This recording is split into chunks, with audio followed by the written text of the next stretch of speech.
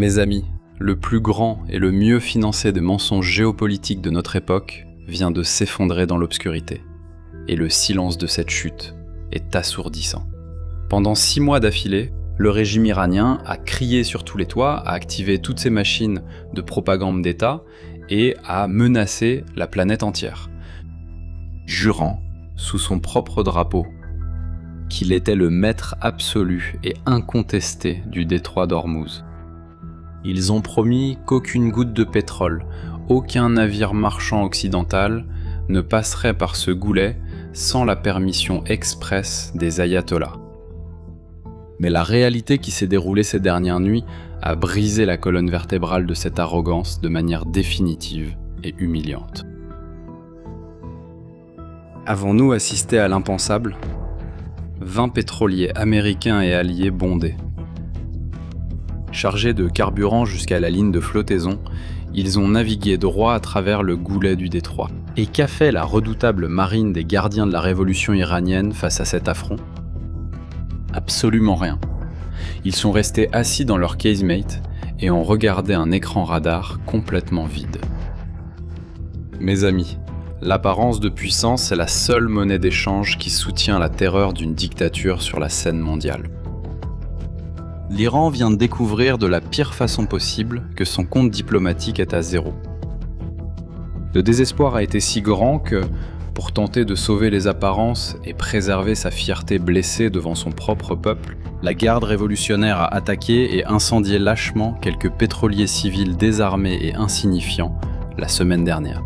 C'était un rideau de fumée pathétique, une mise en scène bon marché pour faire semblant de contrôler encore les eaux. Mais la vérité qui circule dans les coulisses des centres de renseignement est terrifiante pour Téhéran. Imaginez la scène dans votre tête et ressentez l'intensité de cette tension.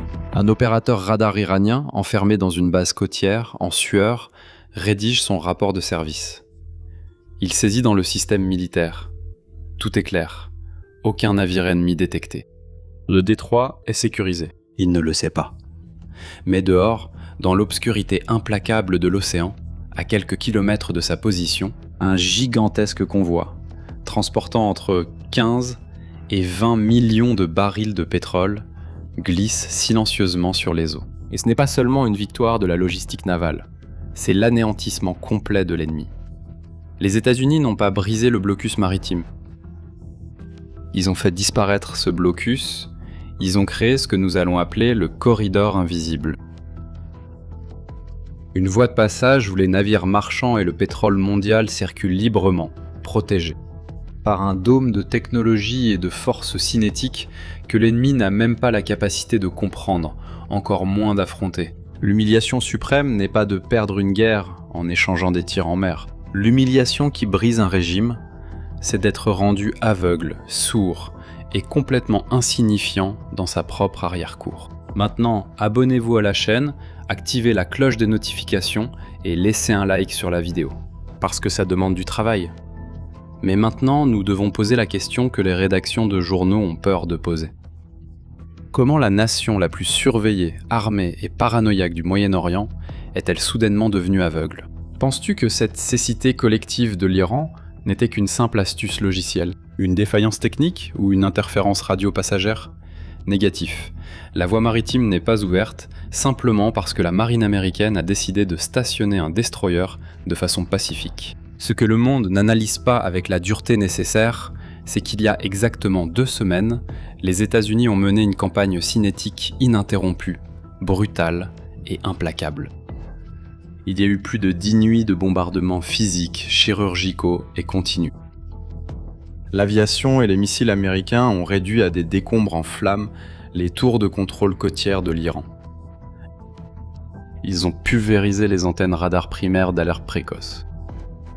Ils ont démantelé les bases secrètes de lancement de drones suicides et anéanti le quartier général lui-même des opérations spéciales de la marine des gardiens de la Révolution. Le cerveau d'où partaient les essaims de vedettes rapides d'attaque. Les Américains n'ont pas seulement aveuglé l'Iran avec la guerre électronique, ils ont arraché les yeux de la bête à l'aide d'explosifs. Et avec la côte iranienne transformée en angle mort, le renseignement naval des États-Unis a mis en place une logistique de précision qui frôle la science-fiction. Regardez ça, 2 officiers américains ayant une connaissance directe de l'opération ont révélé le plan de cette structure. Le fonctionnement exact de ce corridor invisible est une véritable œuvre d'art militaire. Les navires n'entrent pas en tirant. Ils entrent à vide, venant de la vaste mer d'Arabie, regroupés en blocs défensifs. L'ordre tactique est de naviguer par le canal sud en longeant en millimètres près la côte d'Oman, en restant à la plus grande distance physique et électronique possible des batteries terrestres restantes de l'Iran. Ces navires accostent et remplissent leurs réservoirs jusqu'au bord dans les ports alliés des Émirats arabes unis, de Bahreïn et du Koweït. Et après qu'ils soient lourds et pleins de carburant, sous la couverture létale de l'obscurité, et avec l'espace aérien complètement saturé par des chasseurs de l'armée de l'air des États-Unis, les militaires les escortent en convoi fixe. Imaginez cela, départ après départ, marchant en file indienne invisible, directement vers les eaux internationales et vers le marché mondial. Le régime des ayatollahs ne voit pas, n'entend pas, ne suit pas et surtout ne touche pas un seul baril de cette marchandise. Le détroit d'Ormuz leur a été volé. Et c'est pour cela que cette vidéo doit atteindre des millions de Brésiliens. Parce que les médias ne vont pas dire ce qui se passe réellement. Vous pouvez soutenir cet épisode en utilisant le super merci qui se trouve juste en dessous ou les informations qui apparaissent sur votre écran. QR code, numéro, il suffit de soutenir directement ce contenu. N'oubliez pas, sortir de la bulle est aussi le travail de notre communauté d'analystes, d'élite. Maintenant, nous devons descendre au niveau technique de l'ingénierie des armements pour comprendre comment la doctrine de la terreur iranienne a été écrasée mathématiquement. Pendant longtemps, l'Iran et ses bailleurs de fonds ont cru avoir découvert la faille fatale de l'Occident.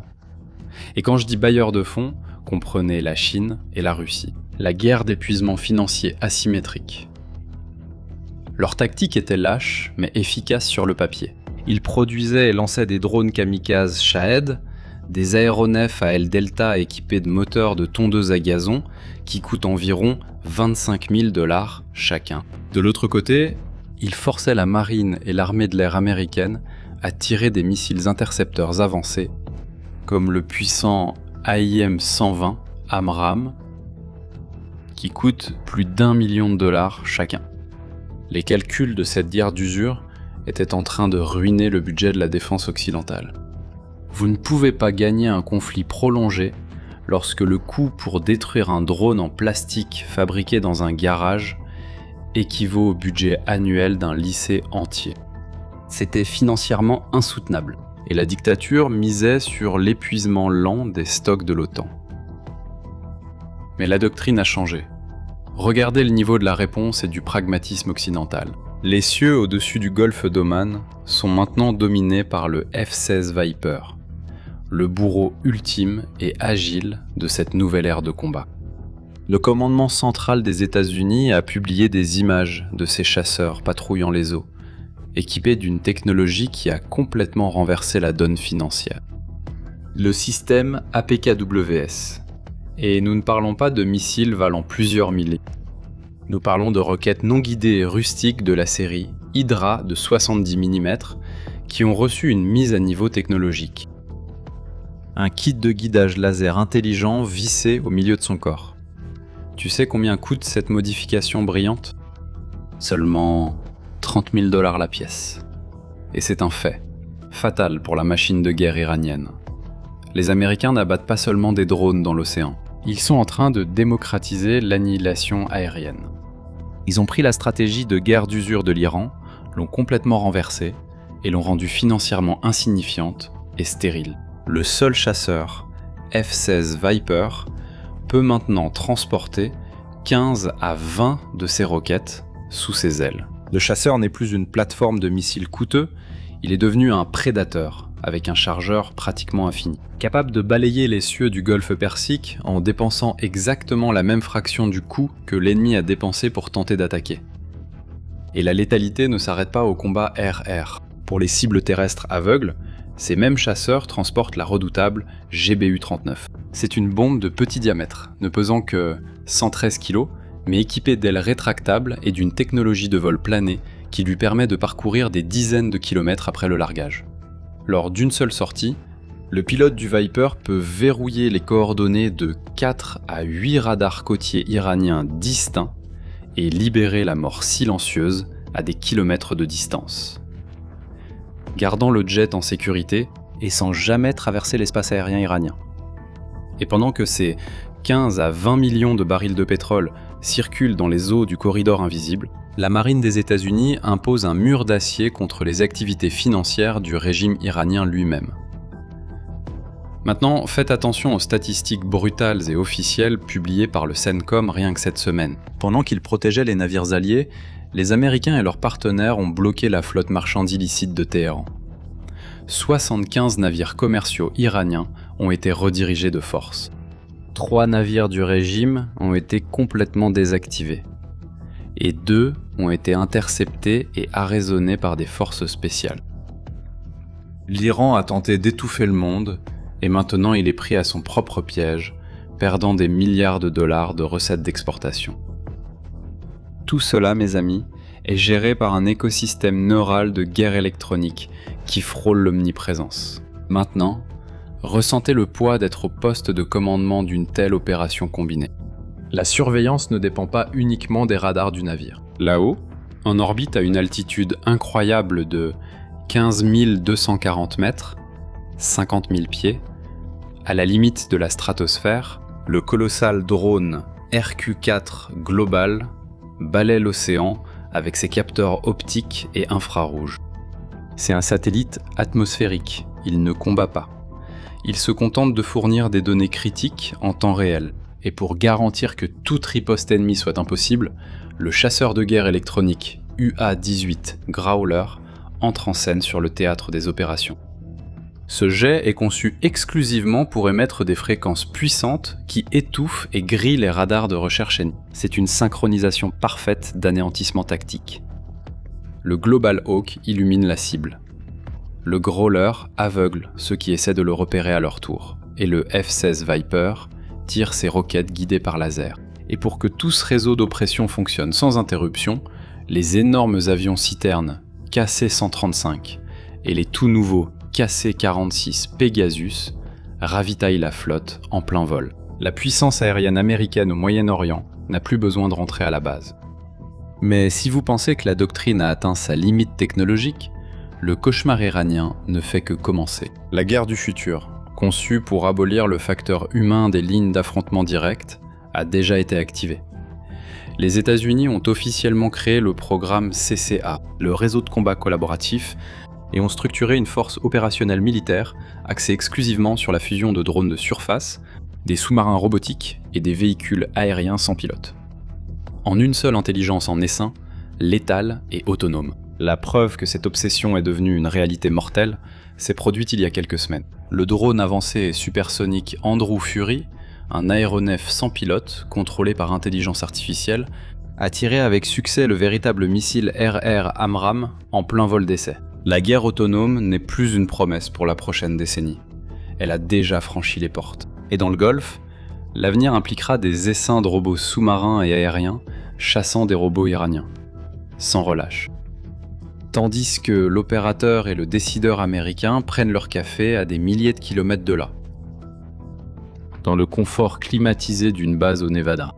Cette suprématie militaire et électronique absolue a déclenché la deuxième phase, le véritable tournant géopolitique conçu par Washington. Ce à quoi nous assistons n'est pas seulement le succès des tactiques navales, c'est l'étranglement économique total de l'Iran, une task force conçue pour assécher les caisses du terrorisme. Le secrétaire au Trésor des États-Unis est passé à la télévision et, en direct, à l'échelle nationale, a qualifié cette stratégie de double coup. D'un côté, le blocus naval absolu et humiliant, de l'autre, l'imposition des sanctions financières les plus dures jamais enregistrées dans l'histoire moderne. C'est ce que le gouvernement a qualifié de jour J économique contre la République islamique. Regardez l'échiquier géopolitique. Sur le continent américain, le projet de l'éoduc Keystone XL, d'une valeur de plusieurs milliards de dollars, revient agressivement sur la table des négociations. En réutilisant 150 km de conduites déjà enterrées pour faire jaillir du pétrole brut et lourd directement vers le sud, garantissant l'indépendance et la sécurité énergétique de l'Amérique du Nord. En Amérique du Sud, les exportations du Venezuela ont franchi le seuil psychologique d'1 million de barils par jour, pompés directement dans les réservoirs des raffineries des États-Unis. Et de l'autre côté du monde, au Moyen-Orient, les Émirats arabes unis n'ont pas été de simples spectateurs. Ils ont accéléré la mise en service de vastes réseaux de gazoducs et d'oléoducs terrestres qui contournent tout simplement et ignorent la voie maritime du détroit d'Ormuz. Le régime radical de Téhéran n'a pas seulement perdu le contrôle d'une bataille navale nocturne, il a perdu son seul atout, la valeur de sa menace sur le marché international de l'énergie. Et pour couronner le tout, son plus grand allié, la Chine, consomme également moins de pétrole. Autrement dit, même la Chine a réduit sa dépendance au pétrole iranien. Mes amis, ça frappe de tous les côtés. Et pour s'assurer que cette laisse financière ne se desserre pas d'1 millimètre, la relève de la garde de la superpuissance des mers a déjà été effectuée. Le gigantesque groupe d'attaque nucléaire du porte-avions USS George Washington vient tout juste d'entrer dans le théâtre d'opération du CENTCOM à pleine puissance, prenant le contrôle opérationnel absolu des eaux. C'est pendant que le vétéran et usé porte-avions USS Abraham Lincoln commence son voyage de retour triomphal vers la base de San Diego, après avoir mené 9 mois de chasse implacable, patrouillant et combattant en mer. Ni la Chine ni la Russie ne parviennent à atteindre ce niveau d'opération. Mes amis, la force de dissuasion de l'Occident n'a ni pause ni angle mort. Et ne commettez pas l'erreur d'amateur de penser que cette chasse de précision implacable n'a lieu que dans le théâtre d'opération du Moyen-Orient. Ce que les généraux américains apprennent, calibrent et consolident dans le golfe d'Oman contre l'Iran, les alliés de l'OTAN l'appliquent instantanément en mer Noire contre la Russie. Faites attention à la dynamique interconnectée de l'axe. Cette même semaine de tension, la marine marchande a repéré une anomalie mortelle à 80 000 nautiques des côtes de Constanța, en Roumanie. Un drone naval de surface russe, chargé d'explosifs puissants et opérant comme une vedette suicide à la dérive, il dérivait sournoisement en direction d'une plateforme d'extraction de gaz en mer. Une structure civile vitale qui abritait plusieurs centaines de travailleurs européens innocents. La réponse de l'Alliance Atlantique n'a pas été de signer une note de protestation diplomatique. Des chasseurs, F-16, des forces alliées roumaines, ont plongé dans le ciel. Et c'est là que réside le génie de la nouvelle doctrine des coups, qui a détruit l'Iran et qui affecte maintenant la Russie. Au lieu d'utiliser des missiles guidés extrêmement coûteux pour abattre des morceaux de ferraille flottants ennemis, le pilote du F-16 a baissé son altitude, a verrouillé la cible manuellement et a utilisé la puissance de feu brute de son canon rotatif de 20 mm. En tirant des projectiles incendiaires lourds, il a déchiré l'eau et pulvérisé la menace russe à 300 mètres avant d'atteindre la cible. Mes amis, la sueur coulait sur le visage du pilote. La symétrie du coup de la guerre, l'équilibre entre l'épée et le bouclier, a été rétabli par l'Occident à travers le monde entier. Après avoir tant souffert face à la Russie, à l'Iran, à la Chine, l'Occident a-t-il retenu la leçon ? Non. Les tactiques de terreur bon marché de la Russie et de l'Iran n'imposent plus les règles et les budgets de la défense. Maintenant, c'est le moment pour vous de participer activement dans notre analyse d'aujourd'hui. Écrivez dès maintenant dans les commentaires les 2 mots-clés qui vont bloquer le système. Tapez « fin du péage » corridor invisible. Je répète, fin du péage et corridor invisible. Le siège contre le régime de Téhéran, renforcé par cette avancée, cette barbarie technologique, est devenu si humiliant que même sa flotte fantôme clandestine a commencé à s'effondrer. Les infâmes pétroliers iraniens sanctionnés, qui naviguaient dans l'ombre avec leurs transpondeurs de localisation éteints pour faire passer illégalement du pétrole en Chine et alimenter les comptes de la dictature, ont commencé à être traqués en haute mer. Cette semaine, l'un de ces navires furtifs iraniens a été facilement abordé, détourné et saisi. Au large du Yémen, par un groupe de seulement 6 pirates, utilisant des fusils bon marché et des bateaux rapides.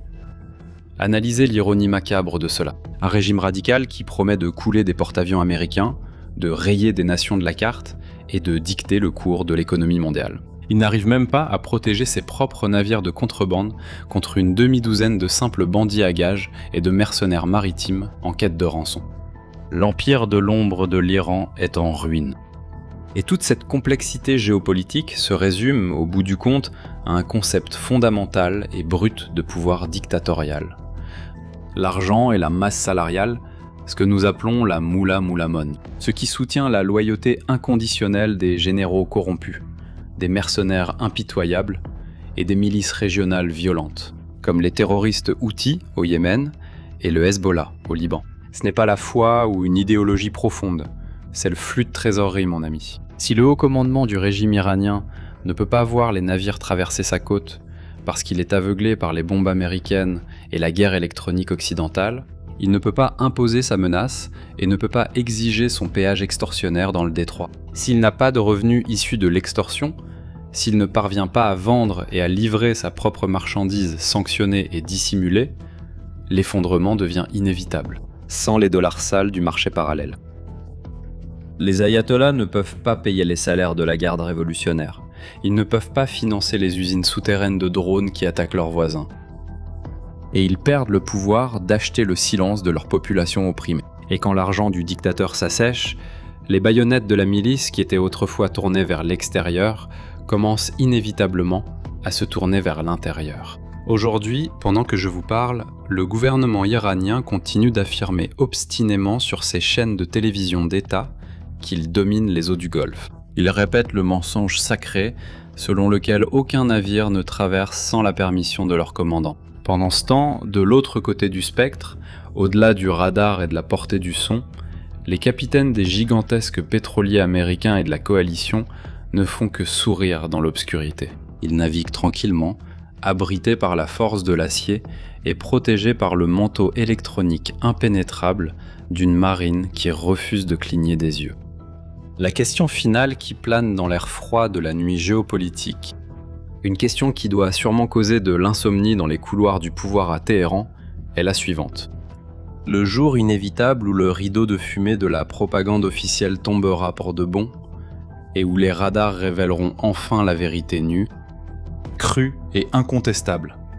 Pour la hiérarchie des ayatollahs, ce régime aura-t-il encore un pays entier et fonctionnel à gouverner? Ou sera-t-il englouti et étouffé par le poids même de son immense mensonge? Mes amis, la naïveté a un prix extrêmement élevé et irréversible que les nations ne peuvent pas se permettre. L'ignorance coûte votre propre liberté. Préparez votre esprit, la protection est stratégique.